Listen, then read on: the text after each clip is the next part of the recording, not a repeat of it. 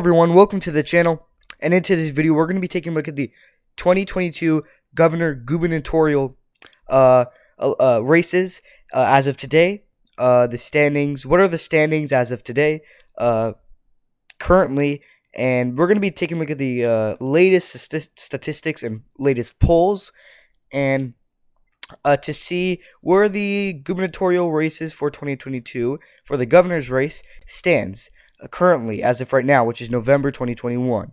And then we'll be doing something similar for the next video, which is going to be the same thing, but for the Senate, where things stand currently in the Senate as of today, or the day I'm recording, or the month. So stick around for the Senate. And then the presidential one, I actually won't do that one, because I actually, from my last presidential election prediction, I don't have anything changing, so you can go take a look at my last presidential election prediction between Donald Trump and Joe Biden, because I have nothing changing from that, so there's nothing really much to go over, because I don't have anything changing.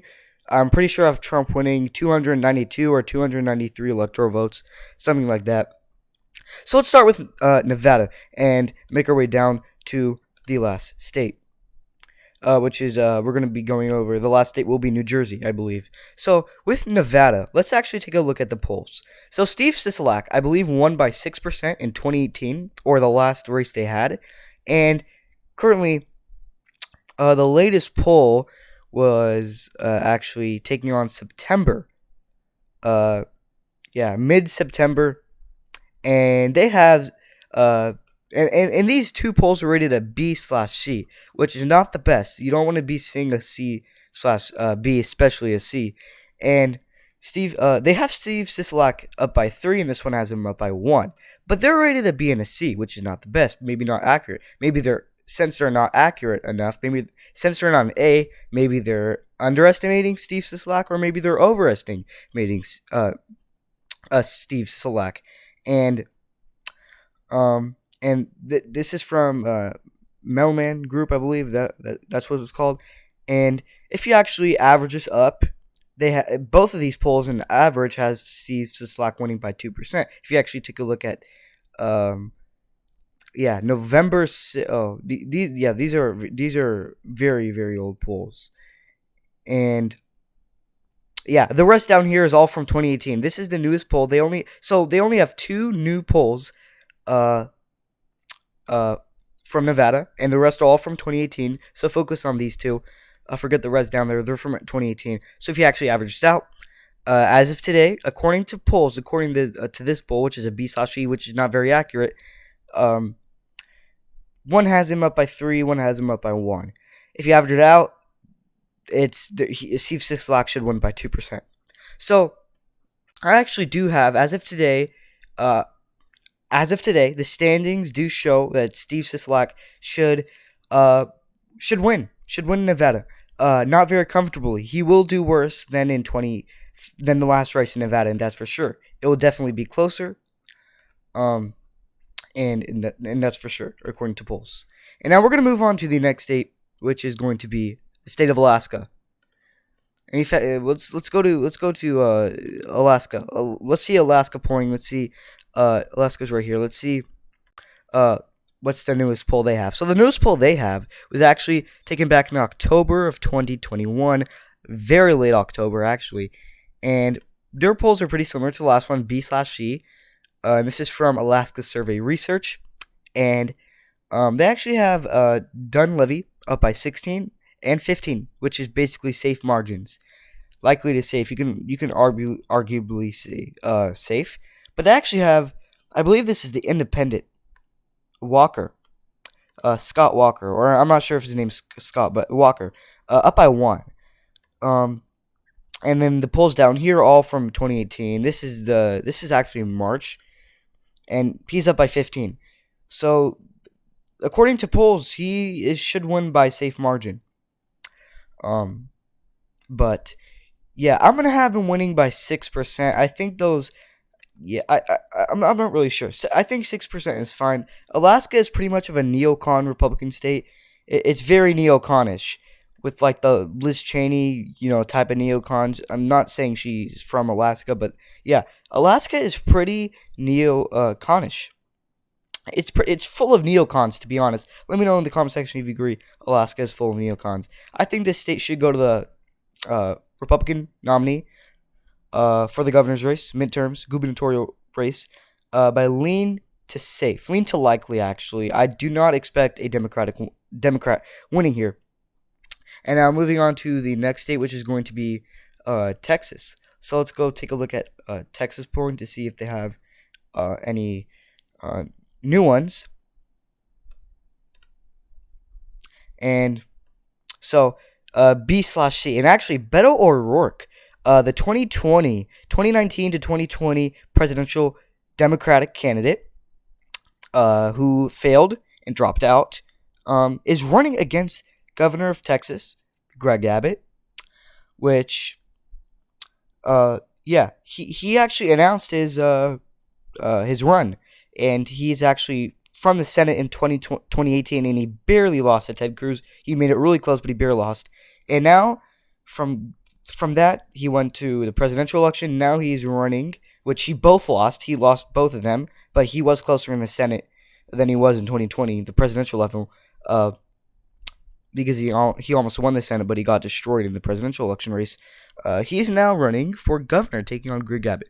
So you have this poll, November 20, November. Oh, there's a lot of polls, a lot of new polls for Texas. You have November, you have another November, you have September, which is all pretty recent. July, I wouldn't say is that recent, but November and September is pretty recent, and they're basically a lot of B's and C's here. But there is one B+, and that B+ has Greg Abbott up by 9. And then the B/C's, one B/C has him up by 3, and the other one has him up by 1. In the September, it's kind of far, not really, a couple months behind, but let's just take a look at it. They have Greg Abbott losing to not Beto O'Rourke, but to Mick McConnell. And he's up by 9, that's a lot. And that's a B/C, which, I mean, it's not an F, so it's not a D. So you can take that sample. And so from seeing all these polls, I actually have Greg Abbott winning by 6%. And I do have Beto O'Rourke coming in at 3rd place. And Greg Abbott, obviously, the winner, is coming in 1st place. In the 2nd place, I actually do have McConnell. And, yeah. So, I do expect Greg Abbott to win by 6%, which is a lean margin. He won by way more. I believe he won by 13% in the last race. But Greg Abbott is definitely facing tougher opponents in this race than before, so he should make it a little bit closer. And Greg Abbott should win by 6%. Now moving on to the next state, the state of Iowa, which has heavily shifted to the right in a lot of cases. It's still a toss-up state, though, so don't get me wrong. I don't have any new polling data. That's all from 2018, as you can see here. The newest one is from 2018, and then the rest are from 2018, so we don't have samples from Iowa just yet, but we probably will later on. So, for my prediction, I do have the Republican winning by 4%. A lot of these polls, just like in 2018 from the last race, had the Democrats winning, actually. They had Hubble winning, and guess what? The Republican won, which was the upset. And if they're gonna go with the Democrat again when the new polls come out, I think we're gonna see another upset. So because Iowa has shifted heavily to the right in a lot of cases, so yeah, I do expect Iowa to go to the Republican candidate by 4%, which is a lean margin. And then to the next state, which is going to be Florida. Florida. Let's go to Florida. Let's see if they have any new polling data coming from there.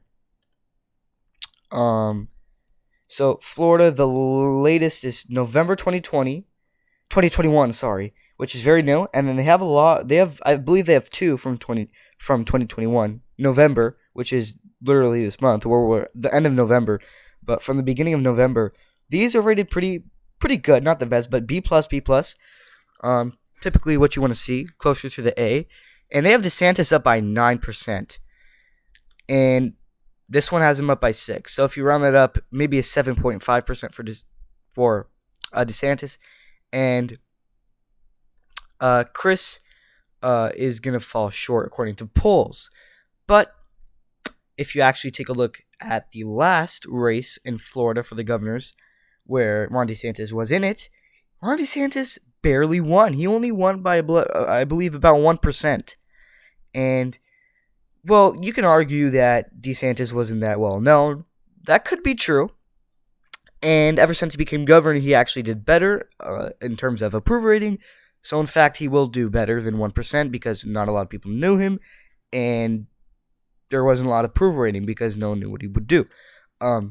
So, I actually have DeSantis winning re-election for the second time by 5%, which is going to be a lean margin.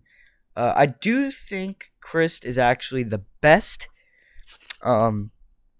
candidate to match with Ron DeSantis and the other guy from the last race in 2018 who took on Ron DeSantis, that guy too, those people as well. Because actually, if you take a look at Christ, Christy Christ, I believe that's his name, he actually was a Republican and he did very well in Florida when he was a Republican. Then he switched on to Democrat, which is why I think which is what's going to hurt him because Florida has shifted to the right. And in that case, Ron DeSantis shall win. So nothing really much to talk about there. And now in Georgia, let's see if Georgia has any new polling. So Georgia doesn't have that much new polling, only from January, which was still after the election, the last election, but still a little far from now. And they do actually have Brian Kemp winning by 5%, and then Collins, which is the other Republican nominee, not Brian Kemp, by 2%. And then Walker up by 1%. And then there's only one that has Stacey Abrams winning, which, as of right now, Stacey Abrams is going to lose, according to polls. But if you actually take a look at the last race that Brian Kemp was in, it was very close between Brian Kemp and Stacey Abrams. And Brian Kemp barely won, I believe, by 1%. And Stacey Abrams did kind of shift the majority to the left, even though Brian Kemp still barely won. And Brian Kemp is one of those so-called neocons. And he isn't that much of a Trump buddy. Trump actually does not like him. And that's probably due to the fact that he denied election results, I believe. I mean, election fraud. He denied election fraud, which is why Trump doesn't like him. Tell me if I'm wrong, but I'm pretty sure I'm right. So maybe a lot of non-neocon Republicans, real Republicans, I should say, are not going to like Brian Kemp. But, I mean, they still would have to vote for a Republican if they don't want it going to the left. That's for sure. So in that case, I mean, they're totally not going to want a Democrat, so they must vote for any Republican candidate because and Stacey Abrams in the last race did end up turning out the Black African American turnout vote. It went high. It skyrocketed. Even though she did lose, she did improve by far. And she almost won. She came very short.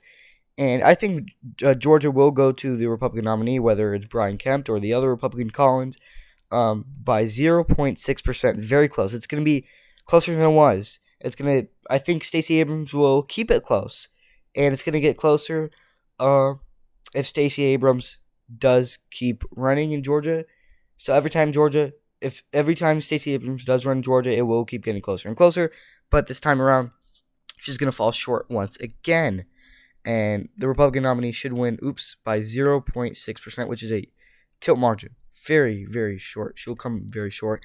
And then Virginia, which is very interesting because we recently just had an election. Virginia just had a new elected governor, and he was the upset. Glenn Youngkin, the Republican, took the upset, and he won to Terry McAuliffe. And the reason why Terry McAuliffe lost because he is a failed Democratic politician. In his last race, he absolutely, honestly, he did terrible. He didn't go after the things that Virginians were interested in. Terry McAuliffe took on issues that Virginians were interested in, and Terry McAuliffe was talking nonsense that no one would fall for, and that's the main reason why he lost. And And Glenn Youngkin, I think, is going to have a great approval rating. And they're obviously not going to want another Terry McAuliffe. So I think they're going to like what Glenn Youngkin's doing. There's a reason why they voted for him and why the state shifted surprisingly to the right, which no one thought. I thought it would keep going to the left, but it went to the right, which is signs for 2022 of a red wave. And I think Glenn Youngkin should improve in this state. I think he's going to win by 2%. He won it, I believe, by around 2%. I think he won it by Glenn Youngkin won the state, I believe, by 1 to 2%. I think it should stay around the same. I think his approval rating is going to be good, and if it is good, then we expect him to win again. If Glenn Youngkin's approval rating is good, I think he should be good for 2022, for next year. And then, let's take a look at New Jersey. And New Jersey was another upset. We just had a recent New Jersey race, just like Virginia, and it was an upset. Well, not really an upset. The Democratic candidate still won, but it was an upset in terms of how close it was. No one expected it to be that close. Even though Republican lost, no one expected it to be that close. New Jersey is just like Virginia. It was pretty much of an upset. Not really an upset because the Democratic candidate still won, which he was supposed to win, in favor to win, and everyone thought he would win. But in terms of the margin, it was way closer than people thought. So I think Murphy. I think Murphy is gonna hang on to that lead. He won by 3%.